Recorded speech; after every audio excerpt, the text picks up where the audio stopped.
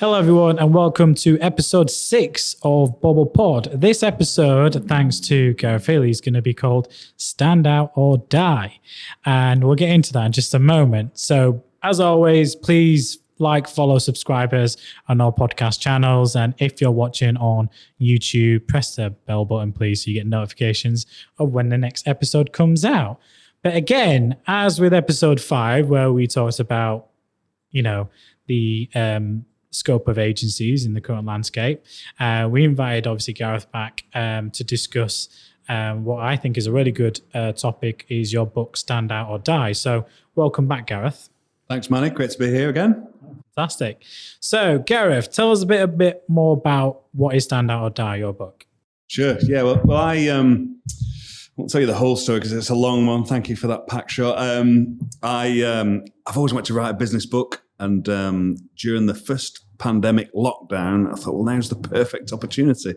And I'll just rattle out a business book and we'll get hopefully back out of our houses and back to work and it'll all be done. And obviously that didn't happen, but neither did the book in the almost, because it took me a hell of a lot longer than I thought it would. And I was sort of well into the third pandemic before it was only launched in November last year. But so it was an experience writing it, but also an achievement that I always wanted to do. But the book Stand Out or Die, it's about, it was a business book. It's how to make your digital marketing agency more visible, more valuable, and more desirable. And it features a roadmap as to how you might stand out in what is a very competitive and saturated market, a great market, an industry that we both love. Yeah. But nevertheless, something that's particularly competitive and getting more competitive by the day. I'm assuming I can say this. I was actually one of the very, very lucky ones to be able to see a proof of the book. Yeah. I was actually quite honoured when Gareth actually asked me to proofread the book. Yeah. And I was like, I hope he's not asking for a grammar updates because I'm not that bit, but you wanted my opinion on it. I did, yeah. So you're one of my, what they call in the trade, beta readers. Yeah. I didn't know about that before, but not grammar, but content. But does this make sense? I loved the book and I couldn't wait for it to come out. I mean, the best bit about the book I found was the exercises, specifically for you an agency, and how to not just each section explaining it in detail, some methodology around it, but going through it. I've got my copy here, which Gareth was nice to sign, so a little bit of rubbing it in to anyone out there. So, but you look at this and it's like a good 300 pages of high quality content. The previous episode was talking about, how what the future outlook on agencies is. And if you're struggling as an agency right now, here's very basically a very good template of elements and strategies you can kind of follow right now. What was the driving force and motivation? I know we know what the book is about, but what drove you to write the book? I know you always wanted to write a business book, but why this one and why digital marketing agencies? Sure. Well, as I mentioned before, and I'm an ex-agency owner, and now I'm a consultant for working with agencies to help them grow and develop. And so agencies, digital marketing agencies to some degree are my sort of sweet spot. Those are the people I work with. So I wanted to write a book, about the business I was in, but also more importantly, I wanted to write a book this book sort of tells, it sets a sort of a dynamic between what I call standstill agencies and standout agencies. So it sort of sets a tone to say there are lots of agencies out there that are not bad businesses. In some ways, they may be very good businesses, but they've reached a plateau. They've reached a size, and it's not all about size. It's all just about growth and development, where the business owner, the agency owner, is frustrated that he or she can't get them any further in their development. And there are lots of reasons for that, but it's about making those standstill agencies, giving them the sort of a foot up the ladder, a push up the ladder, making them stand out more. And again, what is a very crowded market. So it was about giving techniques to try to help those people and achieve. I ran quite a big agency, so standing out is not all about being big, but it is about being good, and I wanted to give people some support, some help in doing that. There's one chapter in particular which I mentioned to you obviously when you came in that I wanted to discuss about was sell your specialism. And I think to me, I don't know. I'd love to get your viewpoint in terms of which chapter was your favorite to write or which you think is the most important. But me, I thought the sell your specialism was the most important. In the previous podcast, we discussed how, agencies, the market's saturated. They've got to, as we said, stand out, but there's so much choice out there. So how do agencies create a USP? How do they compete in, against all these other competitors and agencies out there? How do they allow, attract potential clients to them? But it was sell your specialism. First of all, can you define what you mean by selling your specialism? That whole chapter. Yeah. So interesting. The chapter's on authority, it's badged authority, but sell your specialism, and it's about focusing on what you're really good at. So agencies by nature usually have a variety of services, some more defined and smaller than others. Some have a sort of full service approach and desire. Others sort of are more narrow and just focus on one, two or three services. But that chapter in particular is about selling your specialism, what you're really specialist at, what you're really the experts at. And it says sell your specialism because not just that's the only thing you sell necessarily. It could be, but doesn't necessarily have to be. But it's selling that thing, using that as the sort of arrowhead and using that as the key thing you sell, your core product. So if you have a sort of product set, McDonald's sell burgers. Yeah. That's their sort of specialism, but they also sell lots of other things, fries and drinks and sandwiches and salads and all that stuff. I think Burger King do better burgers, but that's just me. Other burger providers. So Burger King, if you want to sponsor the podcast, I just said to say something nice about you. Yeah. But yeah, the reason I mention that is because actually when we've worked together pre-lockdown, and not many people know this, actually up until 2019, we were a full service agency. We offered website design and build, creative design and build, video production and animation, as well as strategy, media services, and analytics. And part of that whole process we talked about is what we realized what we were really good was half of that. We were using contractors and elements of the other services, and I wasn't enjoying it at all, having to deal with third-party developers, clients, account managing that. I knew more about the stuff, and when I was doing that stuff, the clients loved me, but when we were doing the other stuff, clients were like, not getting the same vibe. And we dropped half of our services and literally said to our clients, gave them plenty of notice, said either go work with these people directly, we'll have to do that. Fortunately, that led to some clients saying, no, we want it all in one place. I went to lose them, but it was a conscious decision we made. And that was after December 2019. That's it. We did not offer website design, build, creative, or, video production services. We now just solely work with suppliers, and we say, right, here's the people we recommend, go talk to them. That's it. But we specialize in our 6 key services, which you can find out on our website. I'm not here to plug anything, but that really helps. And when I was reading that, I was like, yeah, because we did that. Yeah. We focused on what we were specialists as, but more importantly, what I was a specialist at and what I wanted the agency to really focus on. And as you grow, when the business grows, the agency grows. And this book is really intended for sort of agencies that are more than 3 years old, sort of more than 500,000 turnover, wanting to get beyond $1 million. I speak to a lot of freelancers that have read this and got a lot out of it. I speak to bigger agency owners that particularly have said to me, it's reminded me things that we need to do still or we've moved away from. So it has a broader appeal, but the book itself has a focus. And I think that's important, not just for agencies, but for business. It's not really a book about standing out at this, actually, despite the title. It's not really a book about digital agencies. It's not really a book just for. I'm talking about this chapter. The one word summary of this book is focus. Focus.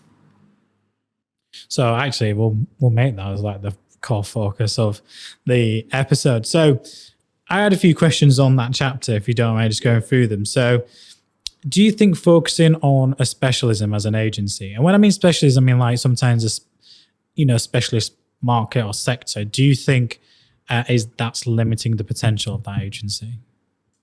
I could be sort of facetious and say yes, because if you don't focus, you'll never get anywhere. Yeah. But the point I know you're making is if you just focus, well, are you going to be able to do that? And you know, I would clearly, I've written the book. I'm a sort of a bit of a evangelist about these things, but I don't think it does. But I do recognize, you know, what you're suggesting or implying, I think, Manny, is to sort of say, you know, you get to a certain, if you just focus on dentists, for the sake of argument, as clients, there's only so many dentists. I mean, there happens to be thousands of dentists, but there's only so many, you know, reasonable sized dentists, and you might get conflict of interest if it's not dentists, if it's you know, supermarkets, whatever it might be. There'll be certain you know, conflicts of interest where certain clients might not want you to work with their competitors. I do buy that. I do understand that. But I also think that, as hopefully this book gets across, that it's not just the focus on clients about picking an industry. It's picking people with the same problems.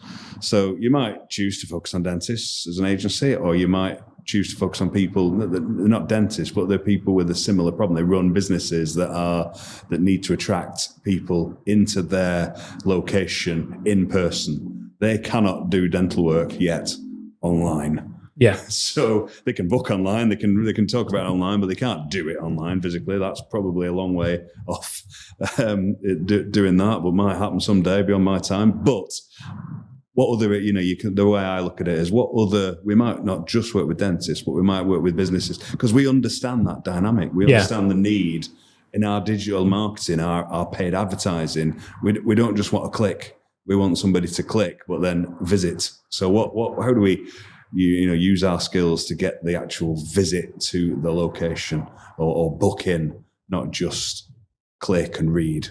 Let me flip it a little. So use us as an example as an agency.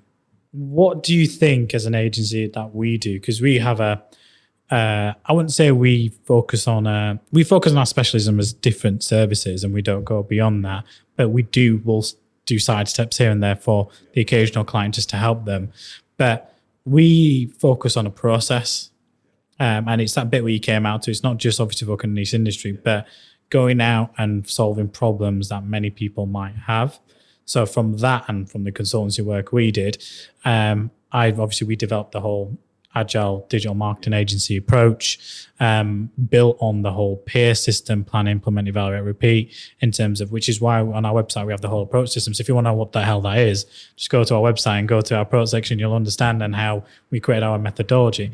So for agencies out there, because some of the advice I got, I won't say who, is I want to hopefully be in a position where you know, where 5 years ago, where, you know, I want to build Bobble up to a position where, you know, and over the next 10 years, I'm able to exit in some form. But it's my baby, and I'm never going to fully let go. I'll always have some support of it.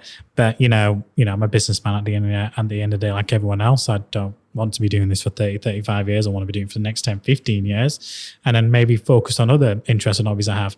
But I could just mention that because the advice was like, you know, if you want to build to sell, you've got to have a proposition to sell. It's not physical assets we're selling. We're not selling an IP. You know, we're selling physical products or e-commerce or, you know, revenue of sales. It's still revenue, but of client income in terms of services we offer. Our core resources are our staff.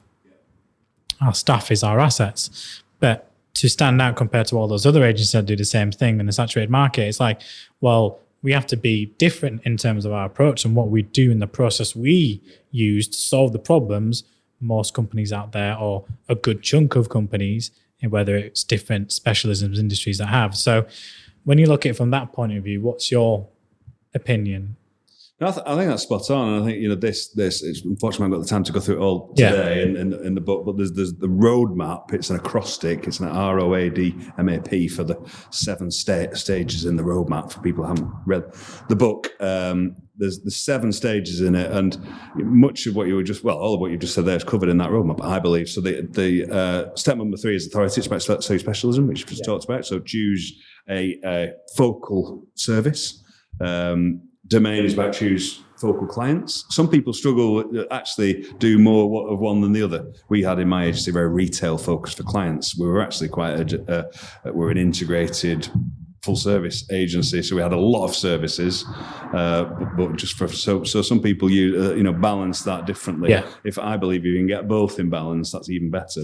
But specialism clients. But what you're talking about, step number 5 is methodology. So it's having a process that you can talk about and own, and that helps sell your proposition, but it also helps you run the business in terms of how you optimize and how you get people working for you and become efficient.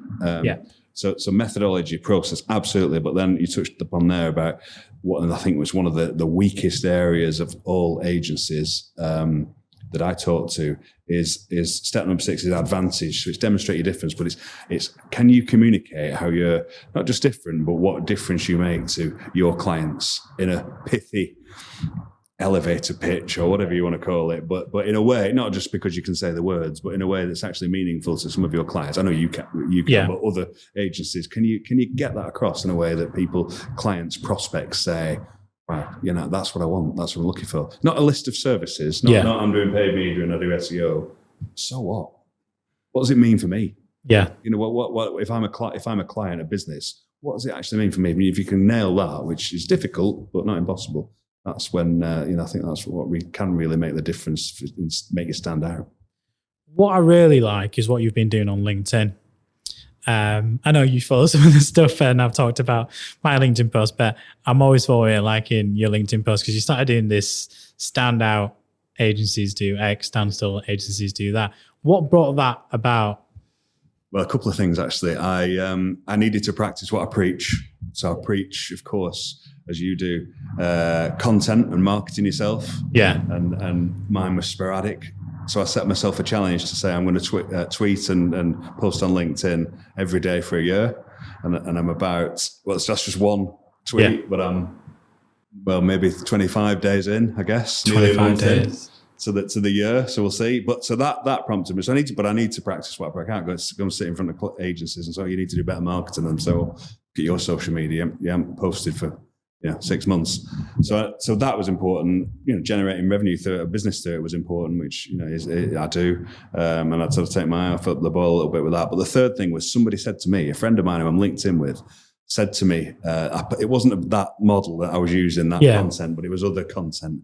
And she said to me, I caught up with her for coffee, and she said to me, I like how you post on LinkedIn, Gareth, because you post certain times, but you don't post anymore. You don't post a lot. You don't post every day. And if you did, I would unfollow you. So I went, oh, right. So I drove home from that meeting. She's a lovely lady, this lady. But I thought, you know what? If she unfollowed me, I'm not bothered, because she's not an agency. She's a lovely lady, but she's a contact, and I am bothered in terms of I wouldn't want to offend her, but nevertheless, I thought that would be good, because the people, if I'm losing followers she's never going to use my consultancy services for agencies. She's not an agency, so if she's not following me, I don't care. Frankly, I want to stay friends with her. Yeah, but I thought, you know what? If I don't know if she has or she hasn't, because you can't tell on LinkedIn. But if she's unfollowed me, because she's sick of this standstill, stand out stuff, bloody hell, Gareth, that wouldn't be such a bad deal, big thing. Because she's not an agency. I hope she I like to speak to her and keep in touch with her, but we'll never work together. Yeah, I mean, I personally like it because it's good, because then it's a constant reminder of quite a few of the posts you've done is like constant reminders to I remember that being in the book. Actually, I need to think of that. And as agency owners, we fire, we've got neurons firing like a million miles per hour and got so many things to do. Like this to me this week is a 2-day week for me. I'm in Germany tomorrow, but then there's so much to do from a business perspective. There's so much to do to make sure the clients are happy, the team are happy.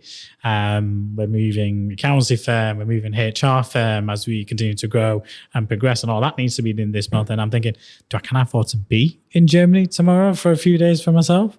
And it's good because you can get sidetracked very, very quickly.